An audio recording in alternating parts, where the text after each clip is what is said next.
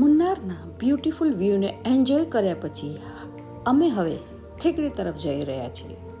મુન્નાર એટલું બધું સુંદર હતું કે ત્યાંથી દૂર થવાનું દિલ જ નહોતું કરતું. પણ થેકડીમાં આજની અમારી બુકિંગ હતી.